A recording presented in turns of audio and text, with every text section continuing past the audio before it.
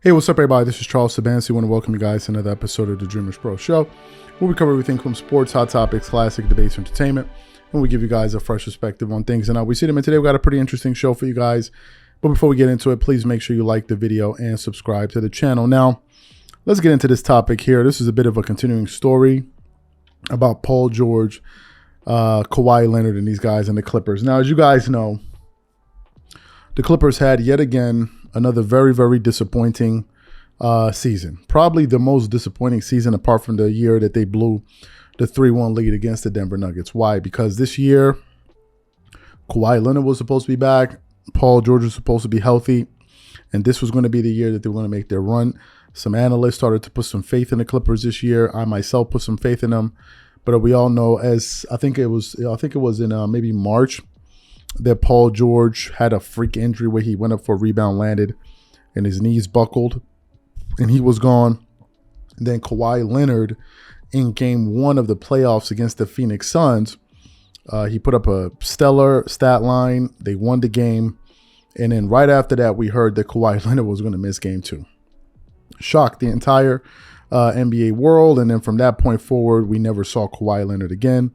And then the Clippers ultimately ended up losing that series, 4-1 to the Phoenix Suns, and they ended up being knocked out in that round. And ever since that happened, a lot of us began to speculate about what we thought the Clippers needed to do moving forward. Some people were saying that the Clippers should blow it up, try to find a way to get rid of Kawhi Leonard and Paul George because they cannot find a way to stay healthy. Some people were like, oh, you should give it one last run, right? And people were kind of going back and forth about that. And then obviously other series went on and we didn't hear anything about it. But over the last week or so, we've been hearing some rumblings around the Clippers. At first, it was about some trade talks about getting Brogdon. They didn't pull that off. And then we started hearing rumblings about Paul George, right? And the Clippers possibly wanting to move on from Paul George. And today, actually, I want to read from an article that I'm getting from the fadeawayworld.net that is actually talking about this. So let's just get into the article here. Clippers are looking to trade Paul George because they are frustrated by his lack of success alongside Kawhi Leonard, claims NBA Insider. The Los Angeles Clippers went all in on winning in 2019 when they signed Kawhi Leonard in free agency and traded for Paul George to create an incredible duo. Success has eluded the Clippers, though. One playoff choke and a litany of injuries later, they are yet to even make an NBA Finals. And it seems 4 years in, they have made Paul George potentially available for a trade out of frustration.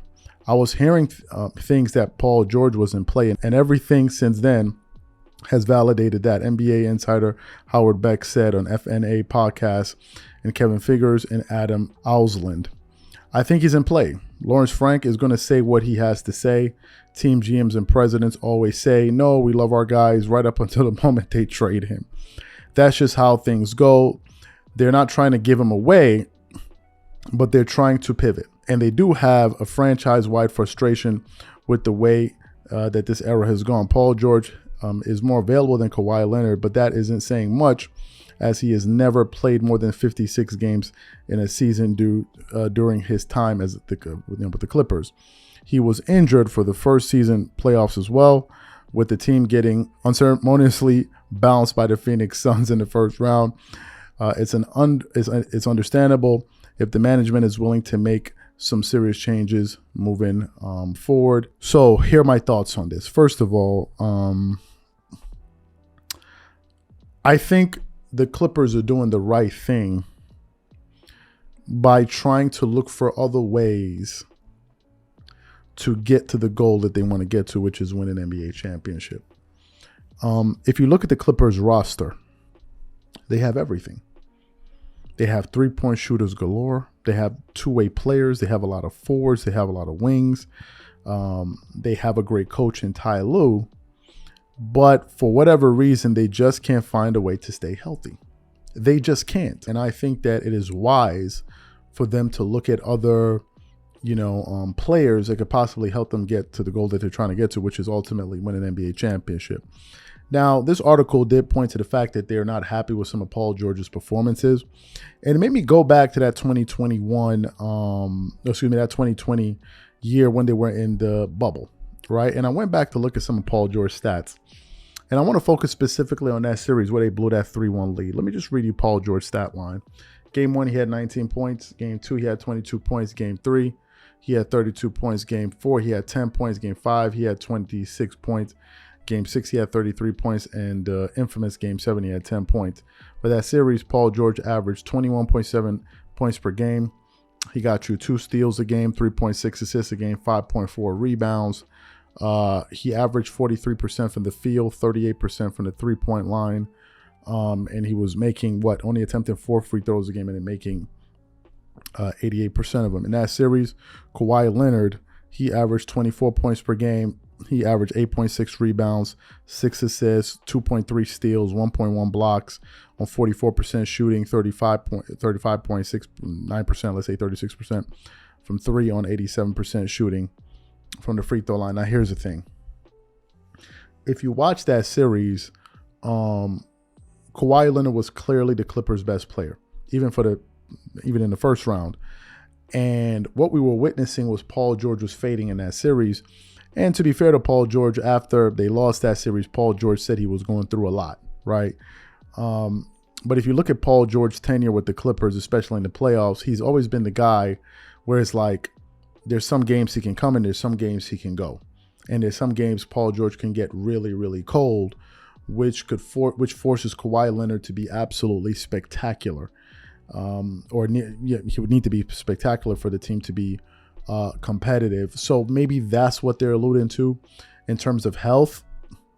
I think they're pretty much in the same boat, more or less. I think maybe Kawhi's played less games than him, but if health is an issue for the two of them, then you got to look at, well, who's the better player? And if Paul George is not if Kawhi Leonard is better than Paul George, then it only makes sense for you to try to find a way to move off of Paul George. You're not going to trade away Kawhi when both of them have the same issue, but Kawhi is the better player. So you're going to be willing to take the chance on Kawhi Leonard. I'm imagining if a Kawhi Leonard was playing with someone like a Jimmy Butler, which ironically, Jimmy Butler was the second guy he tried to go after that summer in 2019 after he couldn't get Kevin Durant, which is incredible when you think about it, because he must have known something about Jimmy Butler that I didn't at the time. But I think if you can get him, then I think you really have something. I'm trying to wonder, what will Paul George be? What kind of player would he be like with the Miami Heat if you replace him with a Jimmy Butler? I don't know. But I definitely think that the Clippers need to do something. I don't think they should stand back and just wait on hope. I don't really think that's the way to go. So I think they need to do something. Some people suggest they need to find a way to trade both of them. So what I want to know from you guys, what do you think the Clippers should do? Do you think they should trade Paul George, trade Kawhi Leonard, trade both Paul George and Kawhi Leonard, or keep the unit the same? Whatever you guys think, leave your thoughts in the comments. We catch you guys on the next show.